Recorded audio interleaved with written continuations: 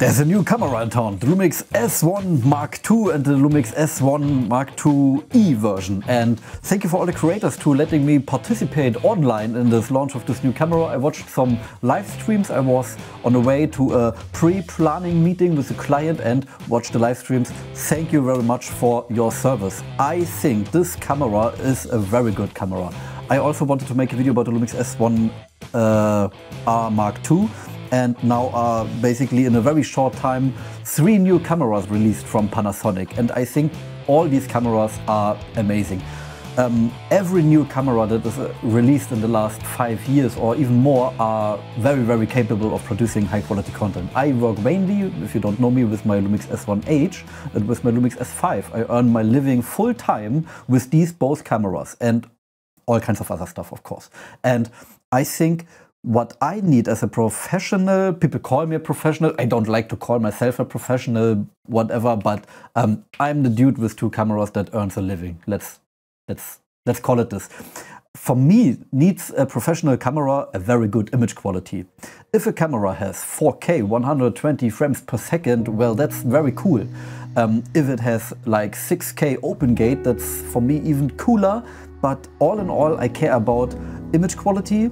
A good functionality of the camera must be, for me, a fast menu system, because when you're on a shoot on a client day, I prepared my queue menu in the Lumix S1ii and the Lumix S5 to have like specific things that I want to access at first. That's like resolution and recording and like image profile and picture profile, everything.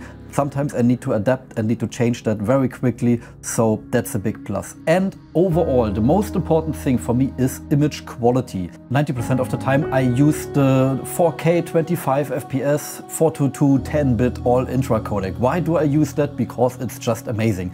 The 422 codec runs so smooth in my editing software, it is almost like ProRes. I made a video about it, that it's basically it's ProRes and high quality. It looks amazing and it runs very smooth. The long GOP codec, the 10-bit 420, runs not so ultra smooth in my editing software and in any other editing software. It has to do with the codecs and etc. But a good camera for me needs 422 10-bit, and that's what I use the most. I also use mainly 25 FPS when I shoot with my client, so I don't care that much about 4K 100 bazillion frames per second, because rarely I use it, mostly for B-roll, and I would then use in the Lumix S1 Mark II the 4K 96 frames per second, because you have autofocus in this, and of course the autofocus is a big topic.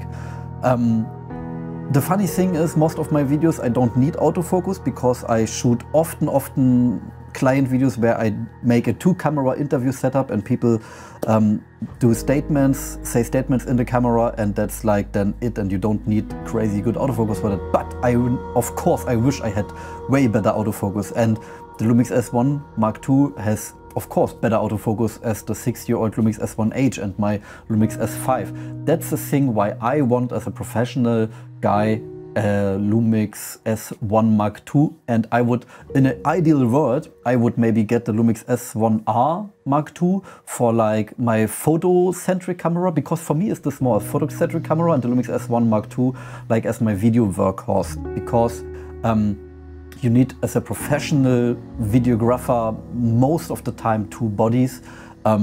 Rarely I am on the shoot with only 1 body because of redundancy. I even have 2 built-out rigs. I have 2 cameras with 2 cages, 2 tripods, 2 monitors and everything, and I work with this constantly. The best camera is the one you mastered. Knowledge is everything. Never forget that, my son. Also, overheating is a thing. I heard rumors that the Lumix S1rii Mark II overheats very fast, but I read a lot of stuff on Reddit, and people told me when you work with wrong CF Express cards, that slows the camera down, which makes sense, because the cheaper SD cards or CF Express cards tend to slow down the data writing, and then the camera overheats because of that. And I cannot use a camera that overheats. I would always then go for the camera that not overheats. My Lumix S1ii has never let me down great camera, thank you very much, in the last years. It never overheated. In hot weather, cold weather, it works like a workhorse. And that's a thing I need as a professional video production company. I need reliable cameras. I must be able to, let's say, hit this camera with a hammer, treat it not gentle, because I think there is a difference between, don't get me wrong, YouTubers, hobbyists, and professional video production guys. We treat our stuff sometimes not good. I use my stuff like it's intended to use, like a tool, you know. My camera, my rig is for me a tool. The YouTuber that works like full time with this stuff also use this a bit more extensively and use it that like fits for himself.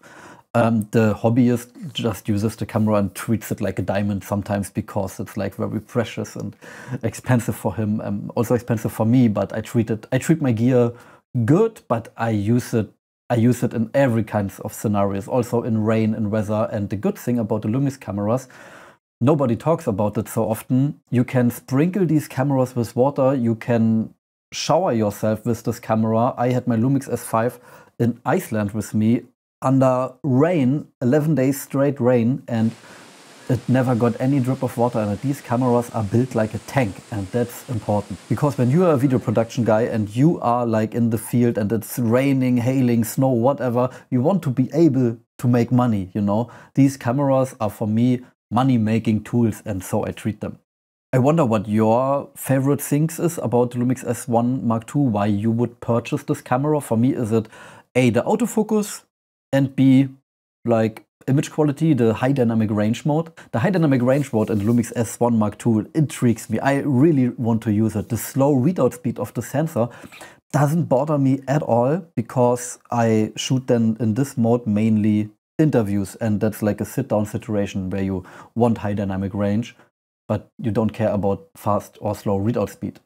The readout speed in general, I rarely shoot like fast-pacing stuff. In terms of like readout speed, is it not so necessary for me. I can see why some people think that is like a no-go for them, but rarely, very rarely I care about readout speed in my videos. That said, I hope you have also some opinions about the Lumix S1. Would you go for the Lumix S1 Mark II or the Lumix S1rii Mark II? That would be interesting for me.